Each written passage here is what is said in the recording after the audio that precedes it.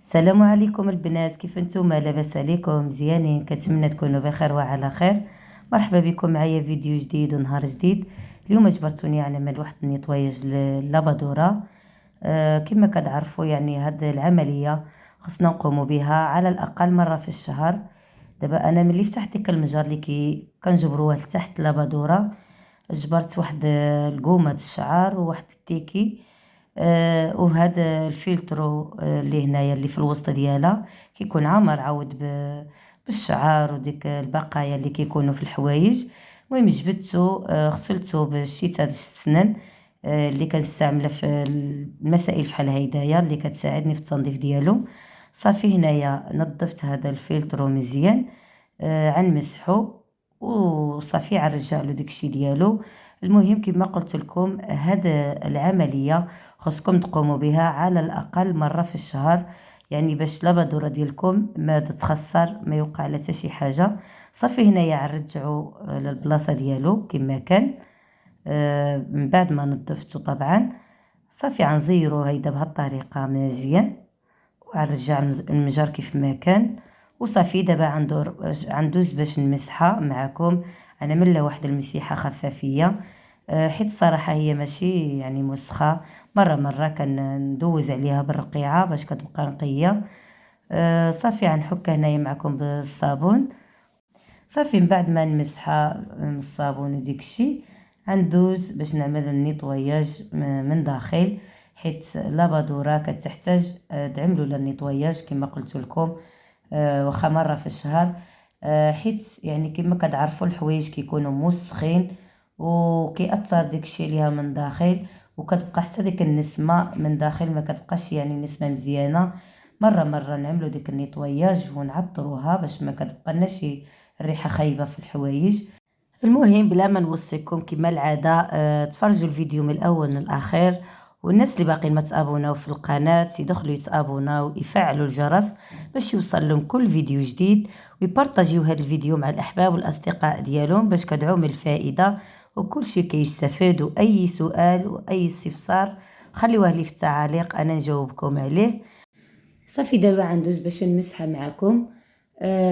صراحه الحاجه الا كنا كنقيوها دابا وساعه وما كنخليوهاش واحد المده طويله ما كنجبروش الصعوبه في التنظيف ديالها، كتجينا ساهله وداغيه يعني داغيه كنساليوها. ما كنضيعوش الصراحه الوقت بزاف في التنظيف ديالها. كل ما كانت الحاجه يعني كنهتموا بها ونعطيوها الوقت وننظفوها من حين لحين، كل يعني ما كانت العمليه التنظيف كتكون سهله وبسيطه. صافي هنايا ساليتها، مسحتها من برا. كما كتشوفوا كتعطي البريو من برا، رجعت كتشقشق. المهم هنايا نعمل الخل، كاس د الخل. غنضيف له 2 معالق د الملح، معالق كبارين. صافي نحاول انني ندوب شويه هذا الملح في الخل. ومن بعد باش نعملو في لابادوره من داخل نحرك هذا الملح كما كتشوفوا هنايا مزيان. المهم ماشي بالضروره انها تذوب كامله، المهم غير نخلط هاد العناصر شويه مع بعضها. ومن بعد كما قلت لكم غنعملها في لابادوره. هنا اول حاجه غنضيف الصابون د لابادوره، يعني الصابون خاص بلابادوره. غنعملو هنايا في المجر ديالها، غنخدمها كما شفتوا غنخدمها هنايا. صافي غندور نجي هاد النيطواياج، يعني انا خصني نعمل لها نيطواياج، غندور النيطواياج ومن بعد غنتكي باش نخدمها.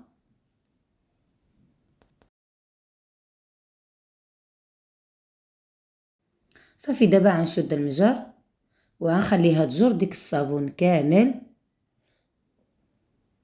وعاد غنضيف لها ديك الخل مع الملح، عاد غنضيفو مورا ما تجبد الصابون. صافي كما كتشوفوا راه قلت هنايا عاد بقى خدامه 2 ساعات و23 دقيقه، حتى تسالي هاد الوقت كامل. عاد ديك الساعه عاد وقف. صافي دابا غنشعل باش تخدم كما كتشوفوا. غنتكي على هاد البوطون هذا. صافي هنا من بعد ما جرت الصابون غنضيف لها ديك الخل والملح وغنشد المجار ونخليها تخدم ديك 2 ساعات ديالها حتى تسالي. ومن بعد غنرجع معكم ما تمشيو فاين.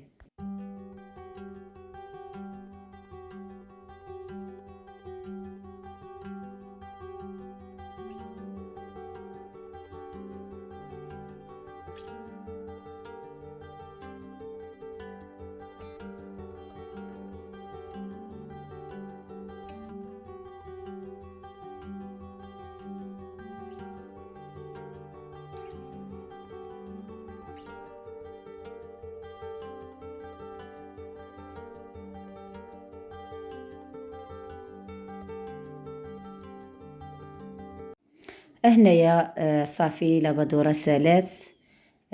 طبعا كما قلت لكم من قبل كنت مساحتها من برا. دابا هنايا تشوفوا كيفاش ما شاء الله كتعطي واحد البريو ما نقول لكمش، وواحد النسيمه فيها، واحد النقاوه. الصراحه كننصحكم انكم تعملوا هذه العمليه وتحافظوا بها على اللبادوره ديالكم. وكاين بعد واحد المشكل كيوقعوا فيه بزاف ديال الناس، اللبادوره ما كتبقاش يتعصر لهم، كيكون ديك المجر اللي وريت لكم كيكون معمر بالفلوس اولا بالصدافات ديال الحوايج اولا بالقومه د الشعر، ومع المده كيعمر بزاف ما كتبقاش لبادوره تعصر. باش تتفاداو جميع المشاكل قوموا بهذه العمليه كما قلت لكم ديال النيطوياج، وباش تحافظوا على اللبادوره ديالكم، حيت الصراحه كتنفع بزاف. كنتمنى نكون فيتكم في هذا الفيديو. ما بقى لي غير نقول لكم تهلاو في راسكم وبسلامه عليكم.